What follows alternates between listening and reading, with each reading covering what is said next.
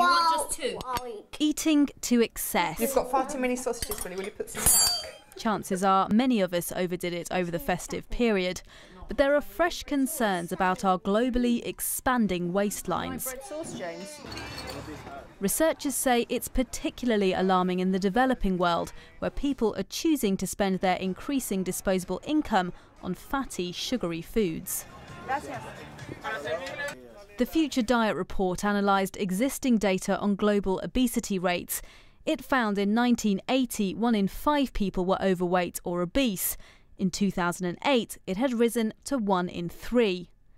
The report also found that in the developing world, countries like the UK and the US, rates went from 321 million to 571 million.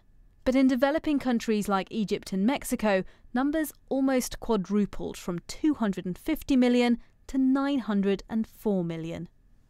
Well, the explosion of overweight and obese people in the developing world is largely down to the emerging economies, those that have gone through a transition from being low-income economies to middle-income economies in the last generation. And that has produced a large middle class of people who have rising incomes and they can buy the foods they want, and they're undertaking more sedentary lifestyles. It's these sorts of greasy, fattening, processed sugary foods that are causing the problem. This glass of Coke has more than the daily recommended maximum limit of sugar, around 13 teaspoons of sugar in that. Get through enough of this sort of food and drink regularly enough, and your risk of things like heart disease, of stroke, certain types of cancers and diabetes all increases. It's already putting a huge strain on health systems right across the world. Denmark banned trans fats, which are used to extend shelf life but have no nutritional value, back in 2004. The report also cites South Korea's large-scale training scheme to teach women about preparing traditional low-fat meals as a success story in how government policies can help fight obesity. I've never worried about my weight because I've always enjoyed eating porridge like this. I would never eat fatty foods. I like to eat vegetables and fruit.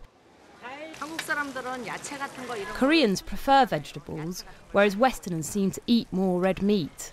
Also, Koreans tend to eat less in general. People are quite weight conscious here. The report says more governments need to start introducing taxes on sugary, fatty foods. Much of the food and drinks industry isn't keen, though, and argue the only thing that will get lighter is people's wallets. Tulip Mazumdar, BBC News.